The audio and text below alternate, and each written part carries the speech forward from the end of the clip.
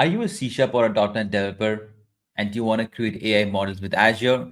Then you have come to the right place. In this video, we have an absolutely amazing person, Mauro, who is an AI architect and AI ethics expert, who's going to talk about on how you can do the magics of AI using ONNX and C Sharp. So without any further ado, let's bring Mauro in. Hi, Mauro. Welcome to the Dash of .NET show. Hello everyone. Thank you for having me. All right, Marut.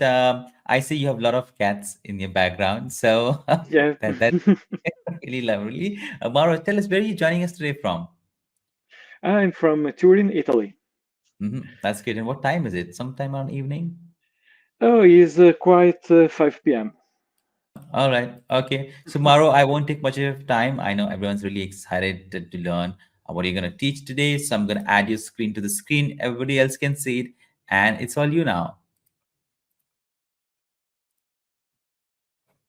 Mauro Bennici, and Sorry, yeah, I just switched the wrong screens. Yeah. okay, Sorry, let's no, go back. I hopped you out instead of I hopped myself out, you out, right? So I'm gonna redo it, okay? Uh that's so it's all you now. thank you. And I'm Mauro Bennici.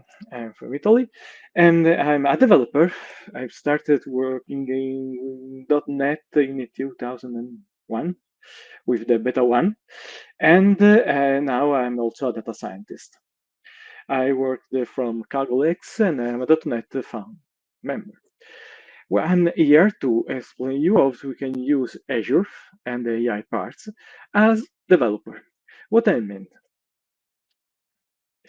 when I started my job, this is the kind of computer that you have at home. With this computer, we don't have a problem about connection and about ethics, about artificial intelligence, and so on. There is just nothing.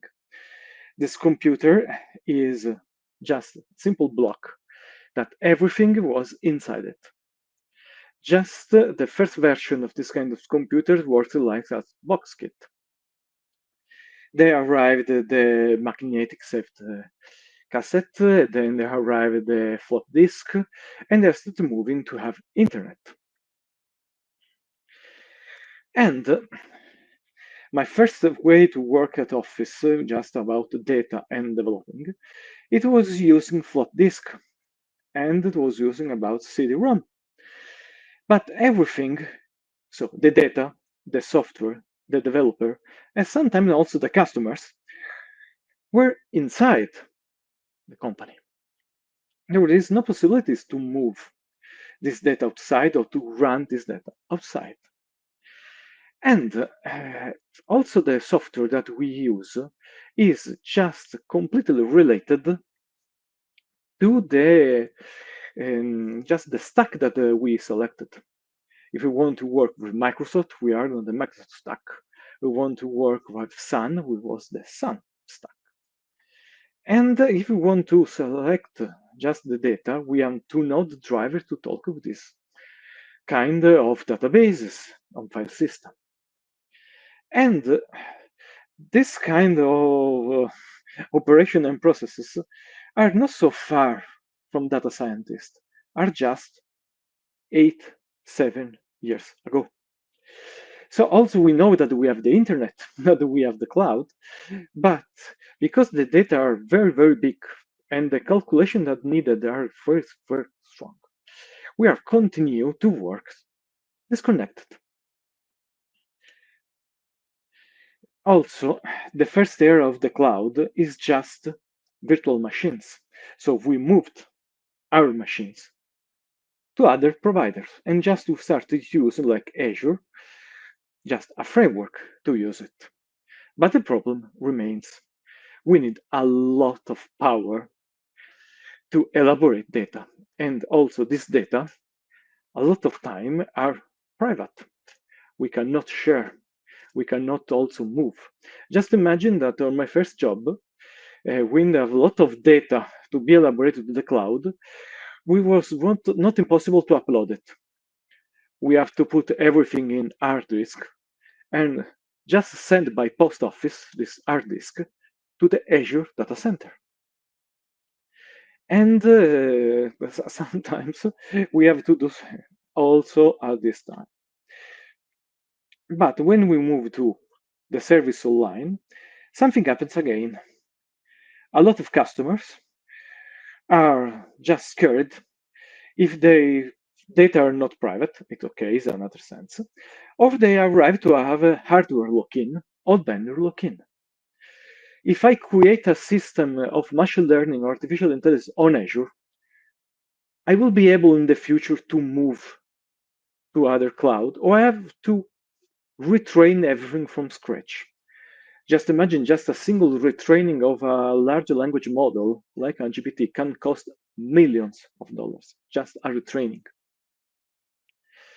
But also happens something very strange.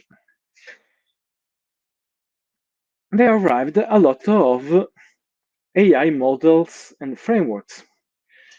So at the beginning of the new AI era, if I start to do something on TensorFlow, for example, I cannot use this on PyTorch. So I have to reconvert the Python code, retrain again everything. I have also my cost for the training, and I have a models on PyTorch. PyTorch and TensorFlow and other frameworks are written in Python. So if I want to use on my C# stack, I have to expose these models by our service. So it is a lot of this means cost, because perhaps on my company there isn't a Python team. There isn't someone with expertise to manage this service, because remember, it's very expensive also for CPU, of GPU, and also for RAM. And if I wanted to put this kind of information or use my model on my mobile phone on that stack, I cannot simple do. So what happens? Arrived the ONNX model. They started for a simple view. Imagine this is our artificial intelligence network. An artificial intelligence network is just metrics. A matrix separated by layers that apply a lot of mathematical functions. And our models have no idea what these photos means. This is a cat, a bird, this is a dog. No idea. Also, they have no idea about the basket. So the label that they at the end, they have to guess. In this case, I written this is, I think is a Klingon, that's a Star Trek language. For the model is the same. I have no idea. But well, we know they are metrics. So the ONNX is like a JSON or an XML format where the metrics are taken from the native model for TensorFlow, PyTorch, and so on, and converted in just stupid array and identification label, like just a JSON file. What happens? What happens is that a lot of companies, so the most important companies that works in AI today, see that this was a good idea. Don't have to reconvert everything every time. At the same time, Microsoft arrived and said, okay, but if now we have the ONNX we can create an ONNX runtime. Why we have to convert every time from TensorFlow to PyTorch to Caffe to Caldi and so on? It's stupid. I can create a runtime to just run the ONNX format. The second idea was, okay, but why I created this on C++ and Python? Why cannot use this on C# directly? Why cannot create the code to run the AI models directly on my stack? So this is a lingua franca. This is so open neural network exchange that become just a format for other kind of machine learning algorithms. And the first point is one conversion is possible if you are using on your framework something that is present in the ONNX definition that is called offset.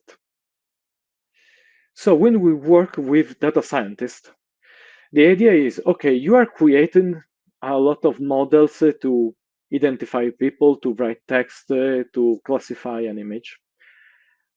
But please, could you use just the version of TensorFlow and just the functions that are supported by the ONNX format? You can use the same by the PyTorch. So because it's like better to do at the beginning of the project, not at the end to discover that it's not possible to export because we have used something strange or not supported yet. But also, they say, okay, but we have a lot of metrics, a lot of number. It's not possible to readable because, okay, it's like a JSON. But if I opt something that is completely just number and function, it's not easy. So they created also the visualizer and also the analyzer.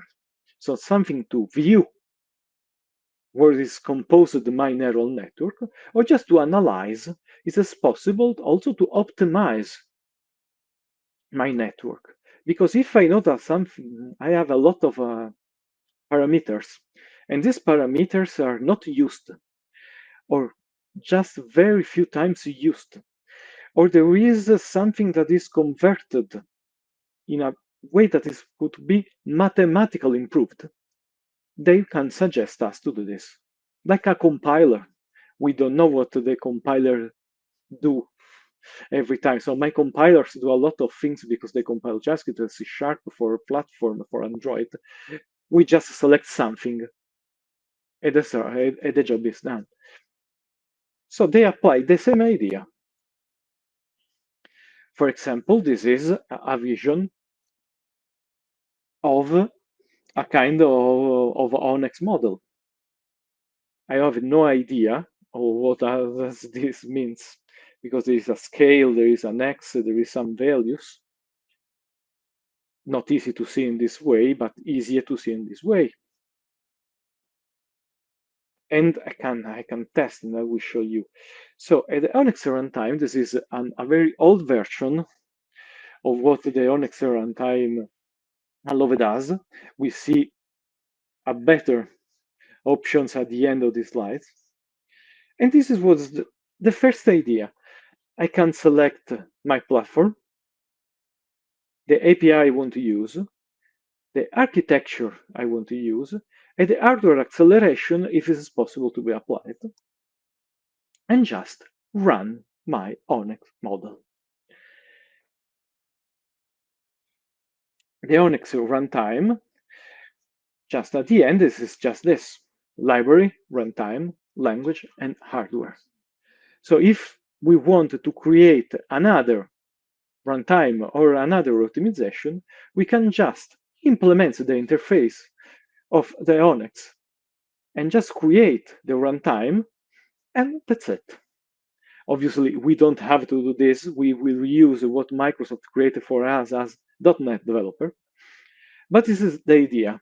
So the idea is that if something is missing or is not supported at the moment for our platform, we can use the default, or just we can start to implement the new one. One notice, for example, one of the most used or on laptops is something about Intel OpenVINO that just get as input an ONNX files and did a lot of possibilities for us. So they convert, they optimize, fine tuning, also the deployment, also on multi-device clusters. So we don't need to run just a very big cluster of GPUs, but we can also run on a single CPU on a cluster of different and mixed CPU and GPUs. So to do this, we can go directly to see the code, and we can move it directly to my machine to see what happened.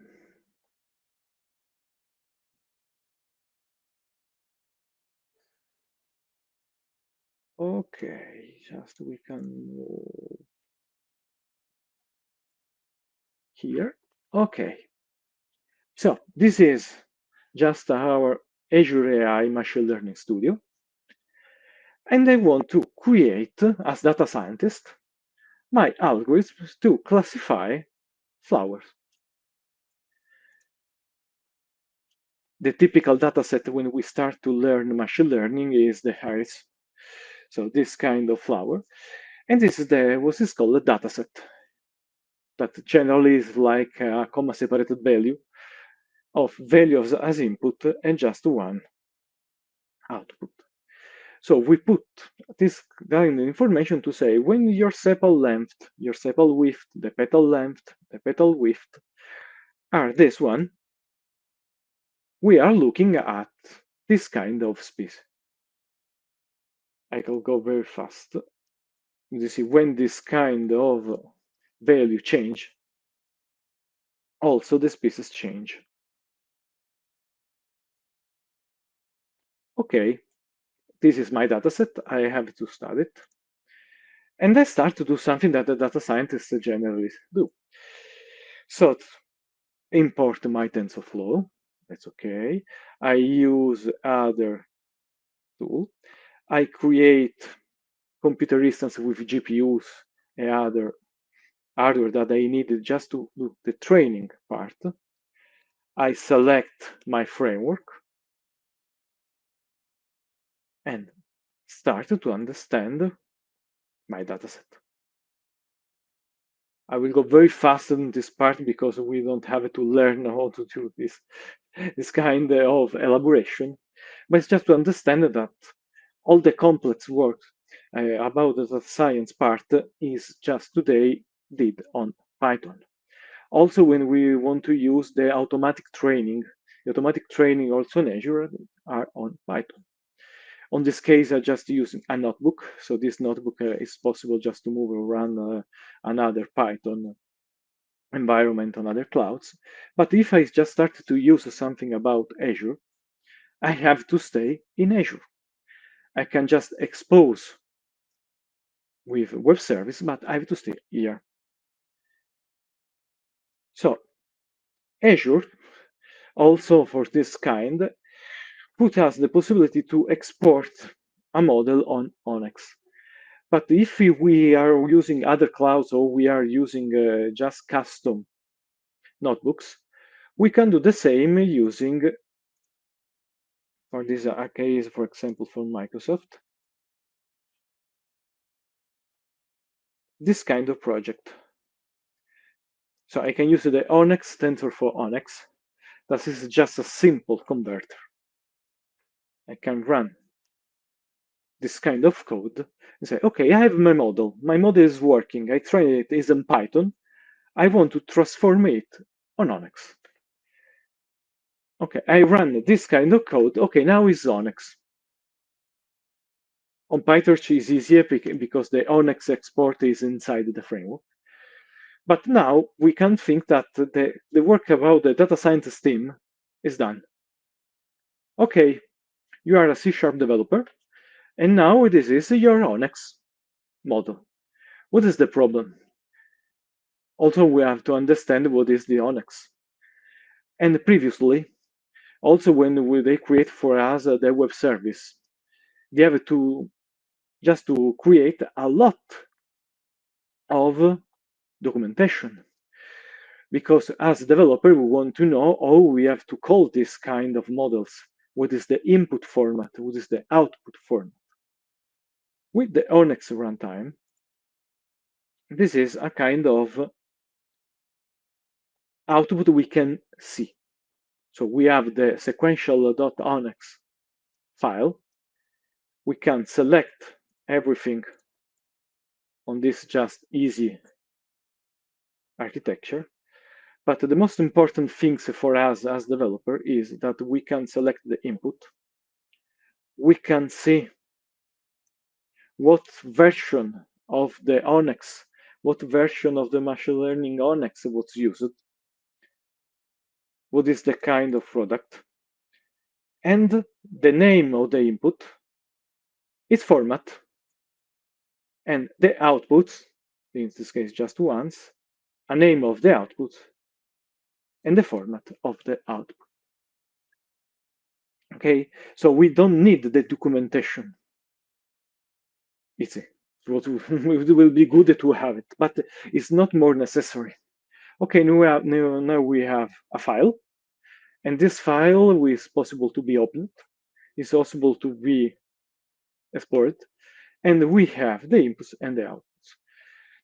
In this case, it's just quite easy because we know we have 4 inputs, and we have just an array with 3 outputs inside the array. Why? Because we know we have the 4 inputs, and we have the 3 outputs. Because the output of artificial intelligence is just the percentage of all of 3 in this case. So there's the percentage, and they decide, okay, the categories with the higher percentage is what we can select as the winner of the selection.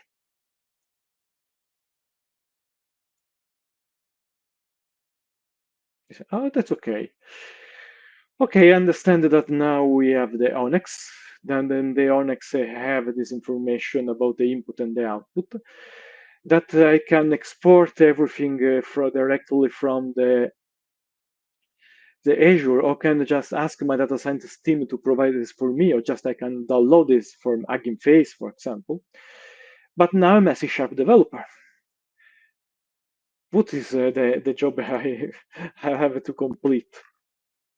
I created a simple program just to understand how to inference, so just to load and have a response for a classification on C#. So this is a classical console application on .NET 8. With I installed just a package. This package is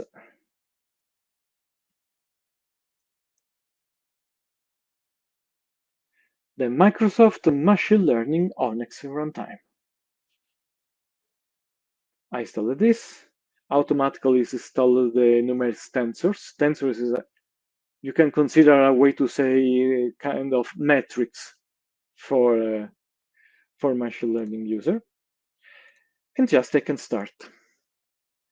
Okay, I want to provide the path for the sequential ONNX, so the same model that I opened with Neutron. And I start to create an inference session. So remember, inference is the terms to say I ask a machine learning models and artificial intelligence models to have an answer to a classification in this case. I created the tensor in this kind of metrics. I know that the format is float because it was written in the Neutron activity. This is a float. Okay. I want to put just one elements to be classified, and I know that I have to provide 4 values.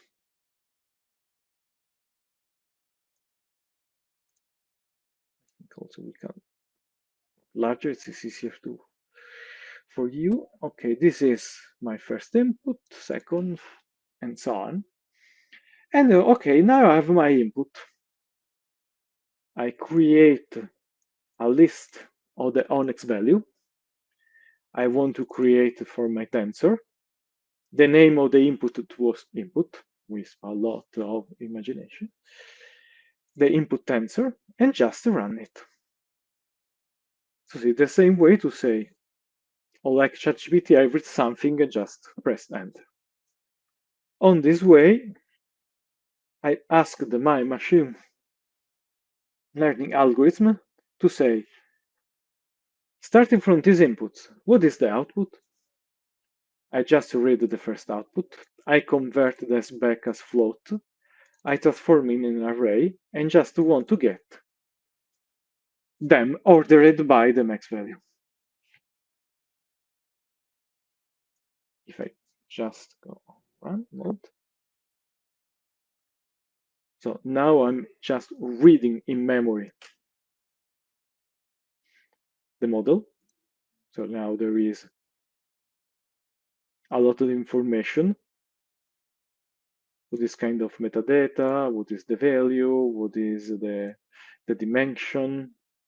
So because it's just simple to opening the ONNX files like the visualizer. I can put the value inside, I transform, I run. Obviously for this kind of model it's incredibly fast. It was a large language model. We can to wait a few seconds, if not minutes, on my machine. And just we have the result. The result is just one. So we classified this kind of value and the result is one. But we did everything in just a simple C# on our .NET. If I change a value and I run again the process,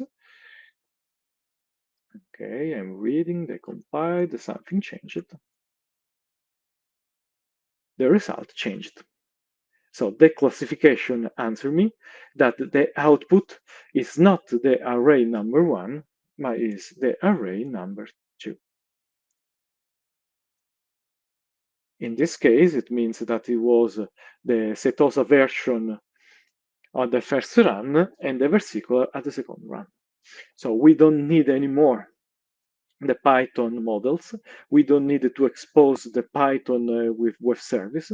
And also the ONNX Runtime could automatically optimize, or just because I want to put optimization by myself, settings the optional variables on my model. Second one, when I started to train something on PyTorch, PyTorch was running on Azure with the hardware of Azure on Linux. But now I'm running it on my machine on Windows. So I don't have to provide any more difference. I can just want to use OpenVINO, and also I can use the GPU or other hardware that I want. So it is real say also possible to integrate directly on my smartphone, for example, because with Maui and with other kind of algorithm, this is also the library to use Blazor. It's just .NET. If we are able to run .NET, we can just use the machine learning ONNX runtime and just compile, copy the model ONNX, and everything will work as expected. Okay, we can just come back here. Okay. And now, for example, the ONNX runtime, also the GPU, it works automatically on the Android.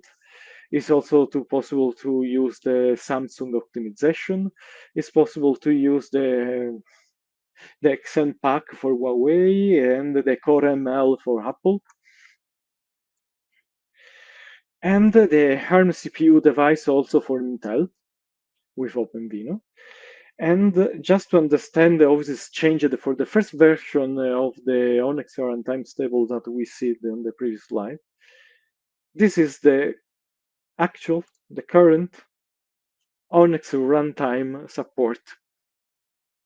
So Windows, Linux, Mac, Android, iOS, also web browser with JavaScript, and all kind of optimization. So when we want just to run something also just for C#, we can just select C#, and everything dynamically just started to remove the option that we can is not possible to be used. Always is possible to be used as a default CPU. But the idea is I want to use something else because I want to improve my time of inference. I want to reduce the latency.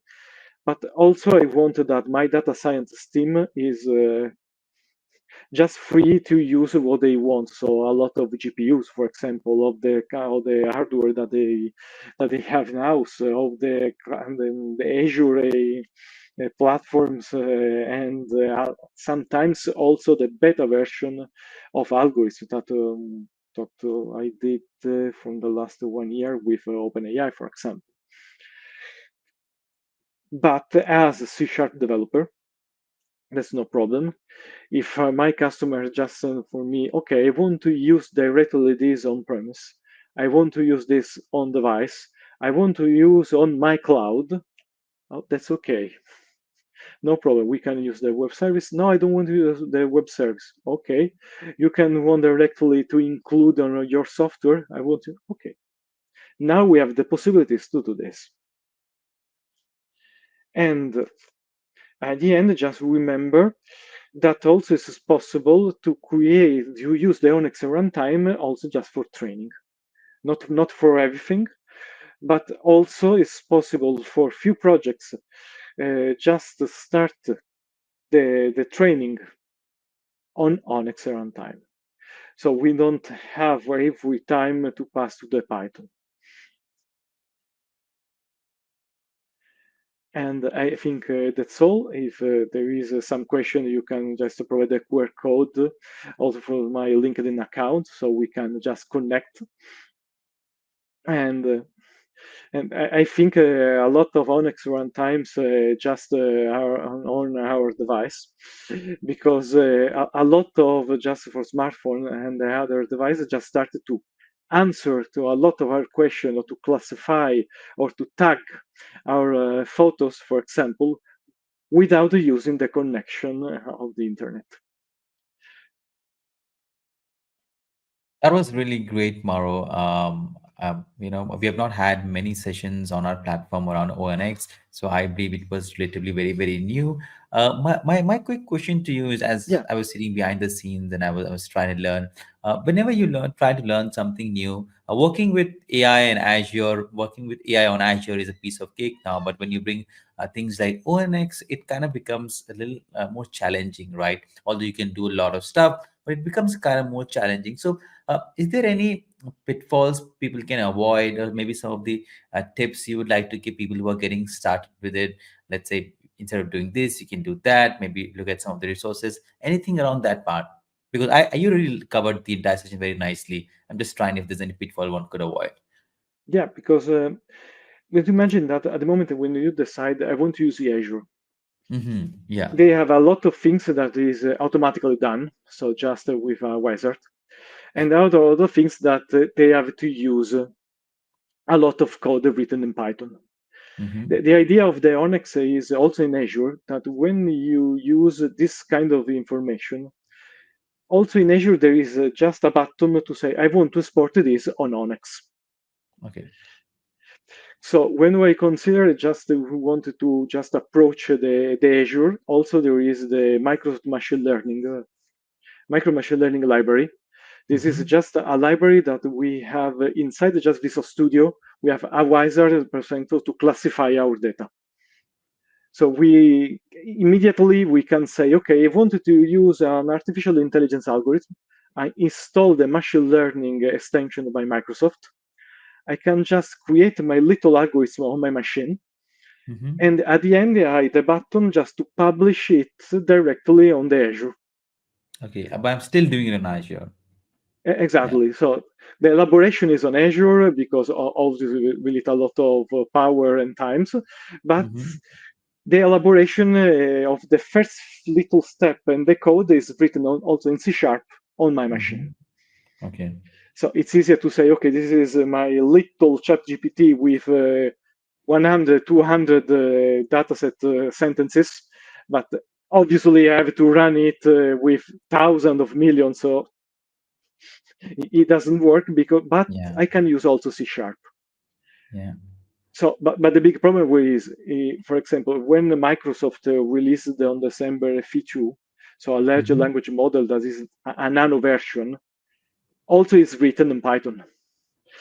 And because a lot of these frameworks are always on Python. But we can just select this on Python, just launch a convert, Okay. and with this version on ONNX. Mm.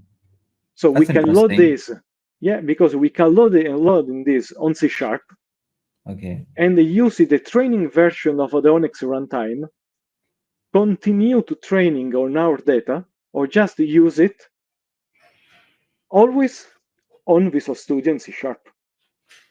How cool is that?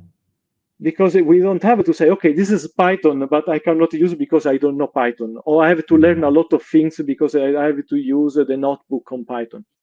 Yeah, yeah. I see where you're going with this. I mean, you don't have to go ahead and learn Python. Most of this stuff has been done for you, right? You stick to C Sharp dot .NET, whatever you love. And if you use platform like ONNX and Azure, they take all the, tough tasks to do, and you stick to your existing knowledge. Exactly, because it's exactly what the Python data scientists do every day. Mm-hmm. Because if I want to use the ChatGPT or the Llama 2 by Meta and so on, Mm-hmm. I cannot start from scratch. Yeah. I mean, that's crazy. It's very expensive. So I just get Llama 2 and Mm-hmm. I use a fine tuning. So I put my data and say, okay, this is your knowledge. Mm-hmm. Using your knowledge, just learn my data. How cool is that? Yeah. And now we can do the same things on C Sharp. Hmm. So you're partnering it with a master chef. You are still a cook, right? You're telling this is the dish I want to cook. You give it to the chef. He learns how to do it, and then together you get a good dish out of the kitchen. That makes sense. That Exactly. was really nicely put up, Mauro. I know there's a lot about ONX, and you did try to cover. So I believe everyone watching definitely learned a lot. Any final thing you want to plug in before we wrap up this episode? Oh, just note, I think that's okay because there is a lot of information, Mm-hmm. and just I think that we have just to arrive to the C Sharp part just to say, okay, it's not for something for data scientists, it's for you developers. Yeah, exactly. I like it. I like it. Thank you so much, Mauro. I really loved it. I believe everyone also watching also loved it. To connect with Mauro, you can find his social handles in the video description. Check it out and connect with him. And thank you so much, Mauro. Thank you so much for your time. Really appreciate it. Thanks for sharing all this great resource to the community. And we'd love to have you back whenever you're available. Thank you.